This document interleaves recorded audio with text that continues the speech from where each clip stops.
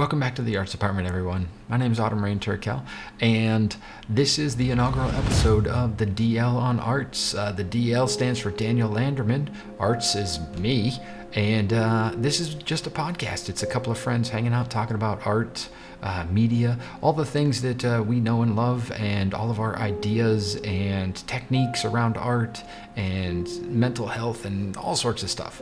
It's just us rapping. Hopefully you like what you see, you like what you hear.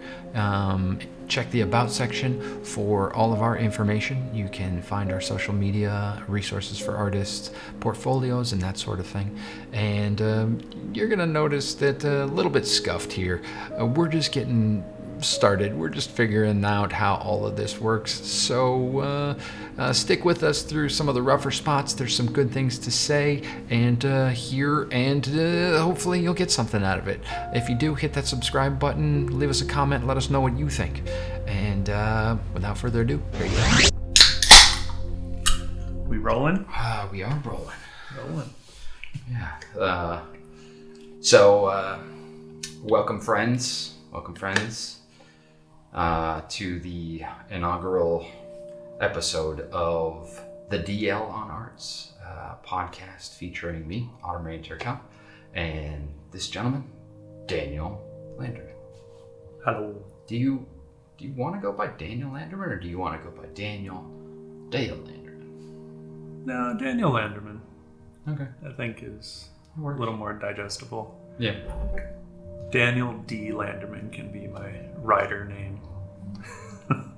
Mine is A.R. Turkel. Yeah. All right. So, we don't know what we're talking about, really. We don't know what we're here to do. It'll be a meandering conversation. Yeah, as most of ours are. Yeah. We just thought we would share some of the insights and ideas. I don't know, insights is kind of weird. I mean, it's just personal insights. Personal insights, right? Which ultimately I always think are just opinions, right? Yeah.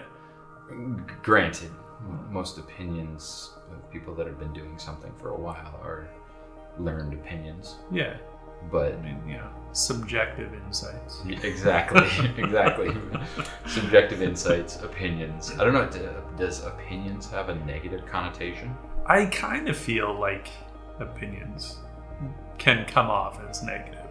And it feels, opinions to me always feel like more critical thinking kind of thing. Like, this is the way it is, you know? Yeah, whereas I like, that's why I like the term insights, because it is kind of our own realizations doing art as long as we've been doing it. And just the effects that life can have on art and the effects that art can have on life, and So maybe we should start off by saying that we've both been doing art our whole lives. Yeah. But professionally, in some capacity, for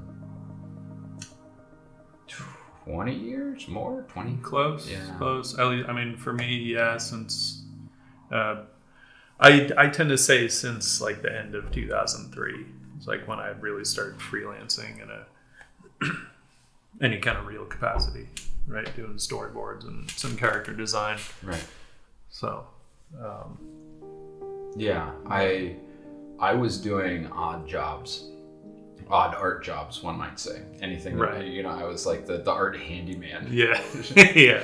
And I mean, you'd done some comic stuff and things, right? Yeah.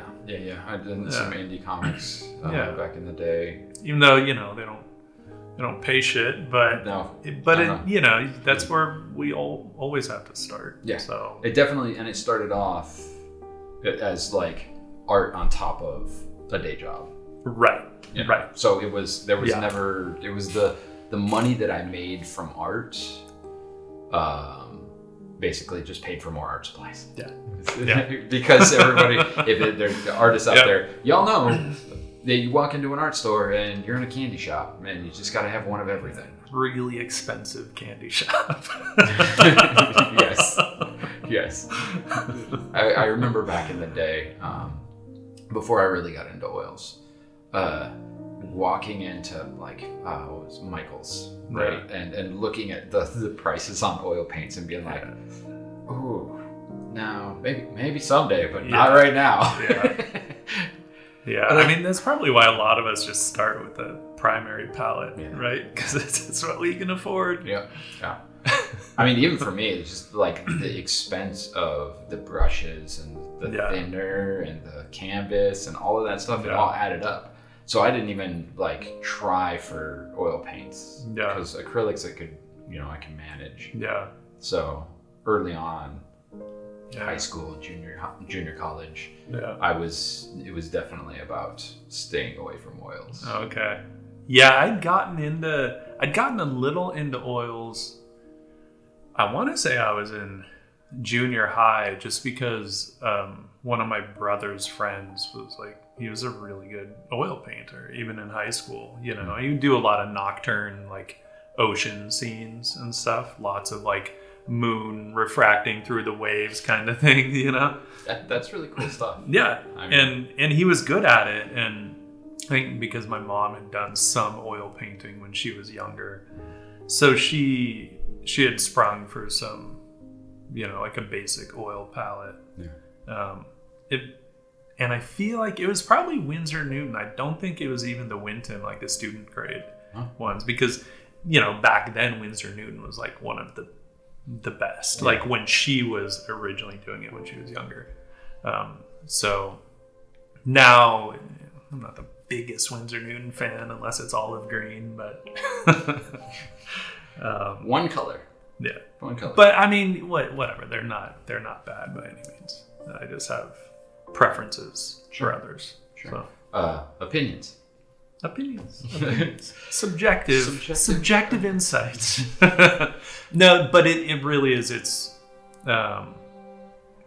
is very subjective, right? Because when you get from one brand to the next, the consistency is different, and it's all about what you like to paint with. Yeah. Do you want something thick and more kind of impasto, or do you want like tons of pigment? So it's a bit more grainy in a way, but it's meant to be extended with whether it's oils or something else. Walnut oil gel is what I like to use. I have a preference for the oleopasto because it's dirt cheap and you can use a shit ton of it. The walnut oil gel isn't expensive, actually. Really? Yeah, what I like about it though is it extends drying time. So you can use the paint for a lot longer. And I love the consistency of it. Okay. It is basically the consistency of like Winsor Newton paints, so it's a little thinner, but because I like to use Williamsburg, which is typically a lot heavier, more pigment, not as much as like Old Holland, but more than Winsor Newton. So I like using that walnut oil gel, and it stays wet on the palette for like weeks. See, that's the difference there. So I would still use walnut oil gel if I wanted to extend what I was doing. Yeah. But I'm going multiple passes, so I want it to dry faster. Yeah. Right. So when I do those textural backgrounds, I want that stuff to dry so that I can get in on the figure more. Yeah, background stuff, that initial pass, I tend to just use Gamsol. Okay. Because it dries super fast. I'm doing that like build up kind of thing. Right? Yeah. Those layers of palette knife. Right. Yeah, you need that stuff to dry fast. Right, and that's what the oleopasto does. If you put walnut oil gel in there, it's not going to be dry for like 2 weeks. Yeah, see, the oleopasto, I can extend some oil and it'll dry 1.5 days. Nice. So I can paint on a Saturday, paint on a Sunday, as long as I'm working on the backgrounds. Right? Yeah, I think I got into the walnut oil because I've been trying to do a bit more wet into wet. Okay. So I want... Yeah. Hopefully, if I can get 2 days in a row of painting, then it's still wet, and I can, can work with that. So this is going to end up sounding a lot like a painting podcast. Right. Well, that'll be part of it. So let's go back to what it is that we do. So we both work as co-director of. Creative director and associate creative director of illustration at an advertising studio in LA, Hollywood. In Hollywood. And so we have experience in both figurative expressive art and entertainment advertising. So we do movie posters, TV posters, video game box art is a big piece of what we do. And that's been our careers for the... What? A long time. Let's see. I started doing it in January of 2008. So, yeah. However, I'm in my 14th year, finishing up my 14th year, I think. And I started in June of 2010. Yeah. So you're well into it as well. Yeah. So been doing it for a minute. Yeah. And so we have some experience dealing with clients, higher end clients, lower end clients, because we both did work before that was just, like I said, handyman artist, take whatever job comes along and push a project forward. Yeah. So broad range of information, ideas, lots of mileage. What we got from the advertising side. Yeah. Is like, those days when we did have to knock out seven drawings a day for week after week after week, yeah. month after month after month. So lots of mileage under the pencils there. I feel like the old timers in our industry would laugh at us for being like 7 drawings a day. I feel like, they were machines, man. Yeah, but no, I think that was, at least having spoken with some of the older sketch artists, yes, there were some that could do more, but they were significantly looser than what we were doing. Right. But it wasn't, I don't think it was like a requisite for them to knock out, say, 10 or 15 in a day. There were times, but the expectation was that they were looser. So I feel like we're in the now it's gotten more chill. Okay. But when we were initially, especially when we were freelancing, and even the first couple of years as full-timers, because we were the only 2 full-time, sketch artists in there. And so, we were knocking them out, I think, at a pretty healthy pace, even just looking back to what the industry used to do. Yeah. But they also used to just do looser sketches. They didn't really do really tight sketches. That's become a bit of a newer thing where they just want more and more fidelity and more stuff figured out. I feel like it's similar to when you look at the old concept art stuff, how much looser it was than what it is now. Yeah. And now they just like every texture, everything is figured out, every material. And I'm like, okay, what's left for the costume designer to do? Translated. Right. But opinions. Right. Right. But I mean, the costume designer I feel like, at least on the higher end, obviously we're talking about mostly tentpole projects that, figure it out, like every little rivet in the armor or whatever.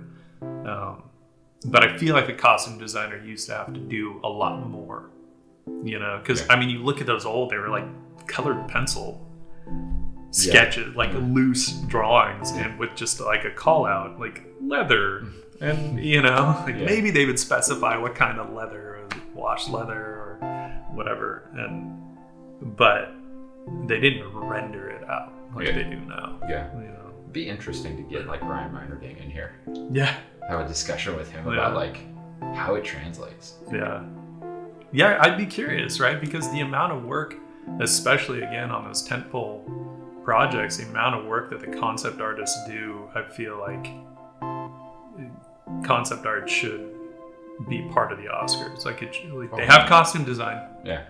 But with some of those really intricate costumes, so much of that falls on concept artists. Yeah. You know, so it kind of feels like maybe they should think about adding another category. Well, you know, Oscars move a little slow. Yeah. Boy, do they ever. Old white men. Oh, man. So, what did we did have a theme. So, welcome, friends. Now we're going to talk about the theme. So the theme that you proposed was... Artist ruts. Art ruts. And I don't want to say art block, because I feel like that's a little different. And I feel like artist block is really when you like really want to draw or paint or do whatever and you just can't think of anything. Like nothing you come up with is inspiring you to even put pencil to paper, and you know, like, and you just like you can't come up with anything. At least to me, that's more of what a art block is. Okay. Like what I was kind of dealing with not too long ago, which tends to hit me, I'd say once or twice a year. It usually lasts for a week to 10 days for me. This time, like, it was a solid couple of weeks where I just didn't even really feel like drawing or painting, which is very, very rare for me. Yeah. And then the couple of times where I think I managed one little oil painting of the Lamia in like 2 weeks.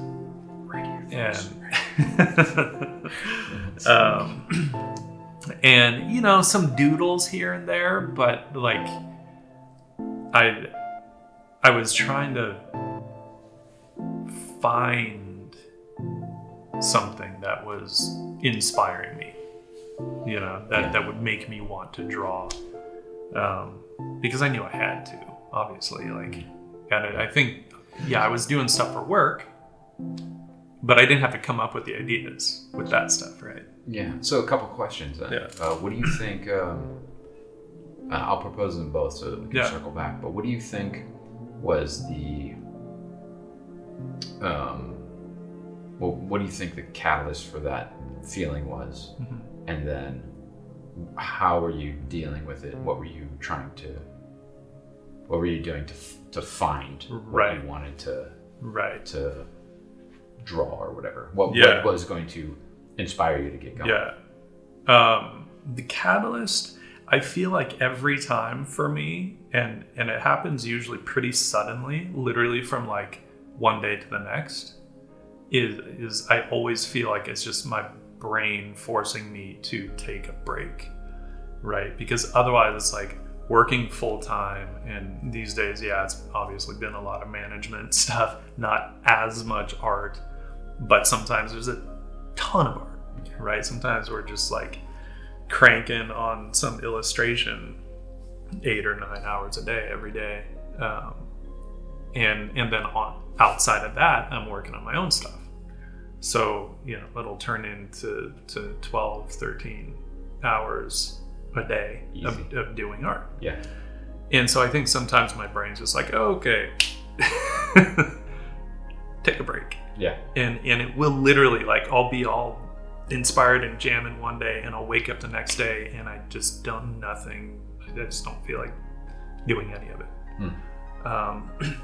And so, you know, just, I don't know. So it's burnout. Immune system stuff. I don't know. Yes, it is kind of burnout. And at the same time, like, I see it. I don't see it as burnout, because to me, that's sort of like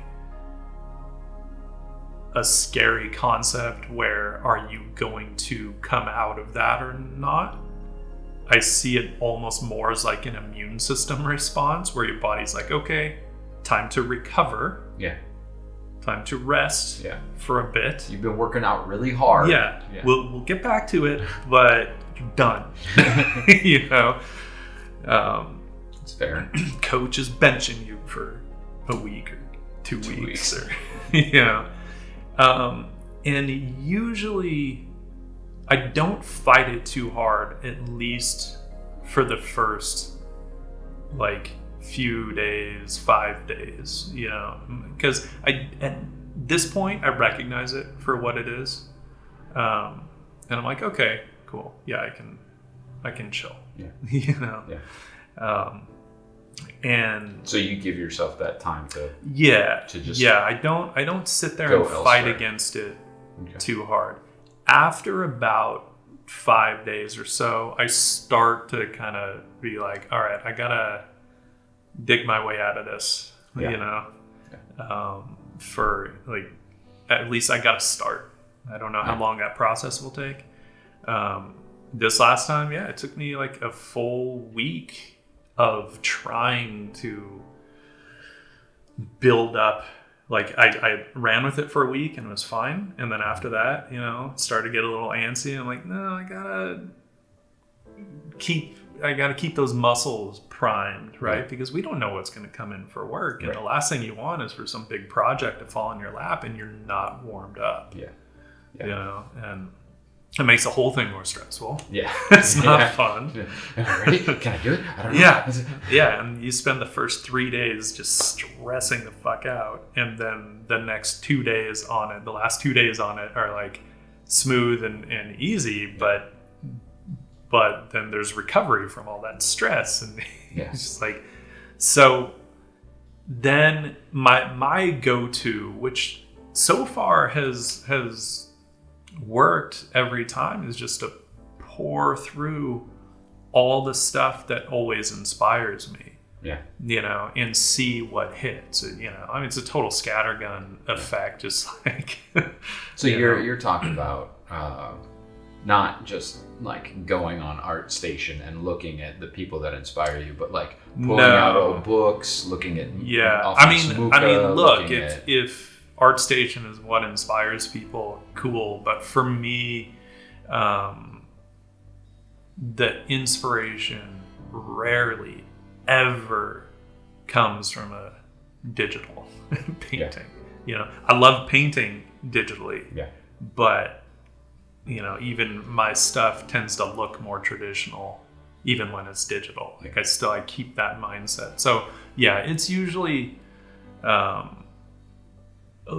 pouring over old masters, whether it's Muka or Waterhouse or Alma-Tadema or Bouguereau or the Brandywine artists. Cornwell is a big go-to for me. A lot. Zetta is always great. I find he's one of those where, like, yes, while some of his stuff at this point to me, I'm like, it's a little cheesy and blah, blah, but there's always like, I always find something that I didn't notice before. Before you guys write hate comments down below, know that he absolutely loves Zetta. He's like the single prints, and he's the single biggest influence on my art.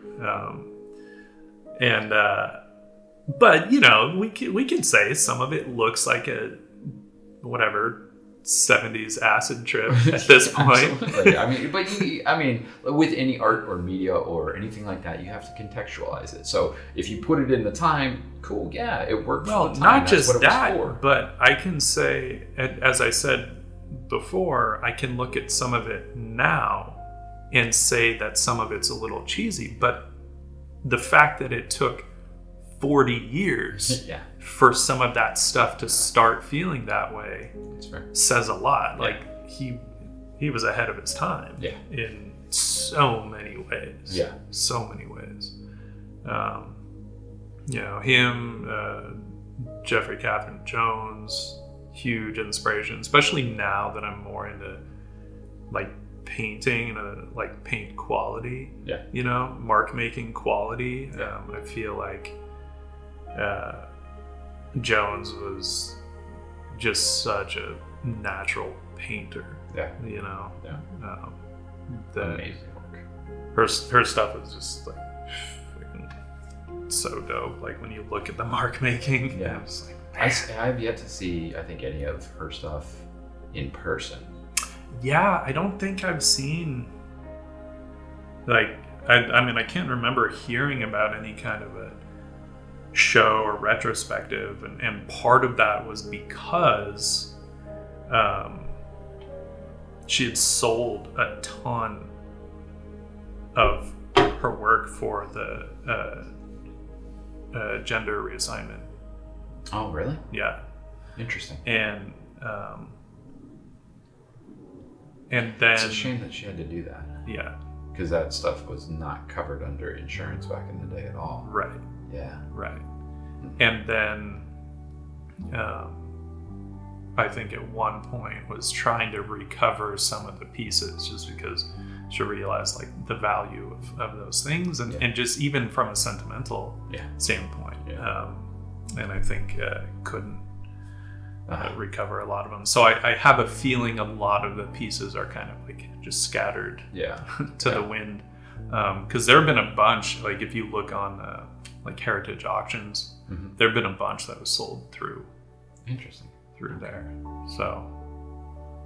Yeah, I think I saw for Zetta one year at San Diego Comic-Con. If I'm remembering correctly. Yeah, there have been some. There have definitely been some of his drawings, and there was. I'm trying to remember which painting it was. I don't remember if it was one of his Conan paintings, or if it was the what's it called? Like the Night Wind or something. I feel like it might have been that one. The girl that's like hiding behind the roots, and there's that big warrior dude like kind of stepping on them, and the horse in the background. I don't remember which but it was one of his like kind of Conan-ish paintings, and I don't remember which one. That was years ago. Yeah, I almost want to say that I saw Death Dealer way back in the day, but I doubt it.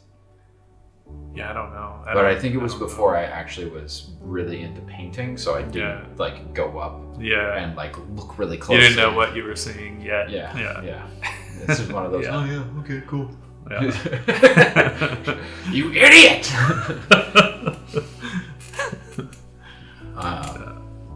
Yeah, so you, I think my process is pretty similar to yours. Only I think if when I hit that wall, my first go-to is to just veg out. Yeah. It's to like step back, ingest some media, play some video games, watch some movies, just relax as if I had just gotten done with a marathon or something. Right. Because generally it's that same feeling of like, whoa, I'm super fatigued and I don't know why. Yeah. Right. Where you can feel it in your day to day. It's not just the creative. You're like, wow, my body's just like, I've personally, at least. Personally, again, opinions. Yeah. Personally, I can feel it in my body when it hits me, where my energy levels aren't the same. Yeah. And I'm like, wow, I need more caffeine. And I'm like, wait, I had my normal intake of caffeine today. Why do I need more? I slept fine. All these things are in place. Everything is the same. Yeah. But I hit that wall. So it's definitely like sit back, let my brain just relax and not do things for a while. If anything, shift some gears, do some writing, stuff like that gets away from the art brain as much as possible. That's a good process, and I think sometimes I'll do that as well, where I still want to be creative, but I'll just choose a completely different kind of avenue or medium. And it's interesting because when I was younger, I think I mistook that for being bored. Right. With a particular style. Right. And I would be like, I need to change my style. And I would go and I would try and do cartoony. I would try and get really super hyper rendered and fail miserably. Rather than just being like, okay, give that some time. And come back when you're, hate this word, inspired. Yeah. Right? Yeah. Only in that context, though. Like, where I'm waiting for inspiration. Yeah. That you're not an artist, then. Shut up. Right. No, I mean, opinions. Not a professional. We'll say we're not a professional if you have to wait for inspiration. Because really, I mean, we know to be a professional artist, you have to find inspiration in whatever you're doing. Right. You have to show up and do the work. You can't sit there and wait for it. And for me, like, it's a lot of it is, even with my own work, it doesn't, not even just like the stuff we do on the job, but even for my own stuff, sometimes it gets to a point, especially if I end up taking a break from a piece, it's hard to want to get back to it sometimes, because that initial inspiration is not there anymore. But to me, it's very similar to, like, you know, when I was a kid and I would have to do the dishes, right? Yeah. And we all hate starting that. We all hate starting the dishes. But if you just start and you don't think about it, then you get into the process, and it's not a problem to just finish all the dishes. Yeah. And it's been the same thing. I learned that when I had done some, like, commissioned portraits as well. You know, like, I love portrait painting, but I like to paint people that I actually know. And when it's a commissioned piece, I'm like, I don't know them. I'm not personally invested. But if I just started and I would do that, and I'd be like, okay, I'm not going to think about it. I'm just going to set everything up, and I'm just going to start drawing and painting. And then you get into the process. You get into pushing the paint around and all that, you know. And it's similar, whether it's work or some of my own stuff. Like the Dragon Storm piece that I finished out yesterday. You know, I was like, man, I've been sitting on this thing for so long. I need to just finish it. Yeah. And so I just started, and, you know, once I got into just kind of like rendering out more detail and stuff and fine tuning the values, not a problem to just keep going till it's done. Cool. Yeah. You know, I think that's why I gravitate towards stuff that uses photo as a base. So for those that don't know, I have a style where I shoot all the photos. I set up the lighting, I shoot the photos, I take those photos, and I work over those photos. And I think part of that is that initial stage, that, like, my hell is a blank piece of paper. Right. You're just like, yeah. I've already done that. Yeah. In a multitude of images, and I can go, okay, this was my photo art. I'm going to take my photo art and I'm going to make drawing art or painting art out of it, right? Yeah. And so that it gives me kind of a crutch to go back to if I'm not particularly inspired at the moment. Yeah. So I can go back through my old photo shoots and be like, oh, that's an image that sparked something. I can grab that image and throw it into Photoshop and start doing something over it that is mark making. Yeah. And that mark making moves me along, and I keep on, it just keeps those gears grinding to the point where then I'm invested, and I'm like, oh, okay, I want to make this thing amazing, and I want to make it beautiful, and I start to, like, design shapes, and it just it's like it's priming the pump and just getting it going, and then all of a sudden you're ready to go. Yeah. And that's part of the way that I deal with that. Right. The block. Right. Is to go back to those photo shoots that I mean, I've got terabytes right now. I've done so many photo shoots, to go back to those and use those as a way to move forward. Yeah. And on the weeks when I hit that block, I'll bust out 5 images in a week. Yeah. Where there's a sense of kind of not thinking about that initial process, because the initial process has been done already. Right. So then I get to focus on the technical aspects. Yeah. The line work, the shapes, the forms, the silhouettes, and all that stuff, and not think about the creative side of it. Like, what is it that's gonna get me going? Say? So it's the concept. Yeah. So that's my personal way of dealing with it. And then it starts to fall away, and then I can get into, okay, now there's these things that I want to do. You see it frequently on the stream, right? So with the stream, I just don't even do that stuff because it can all be from my head for the most part. Right. So that's for me, that block comes and goes. Yeah. And it you know, sometimes it's more than once or twice a year. Yeah. Where I'm just like, and I think, you know, some of that has to do with the workload, right? You know, work, life in general, stresses in general. It all hormones, right? So you deplete your hormones and you just don't have any more of the juice that you need to be creative.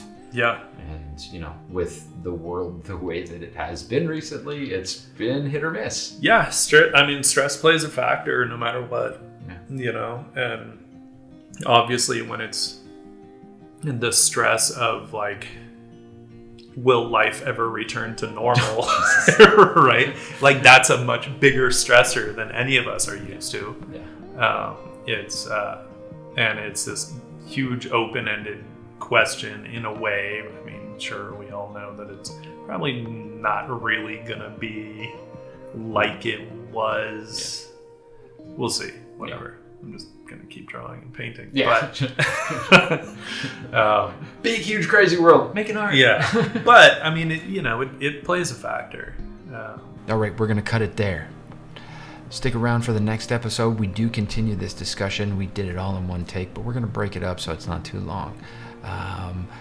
Do make sure and subscribe, like, ring the bell, leave a comment, do all those things, and look for our social medias down below. We'll see you next time here. That's it from the arts department. Keep drawing in. We'll see you next time.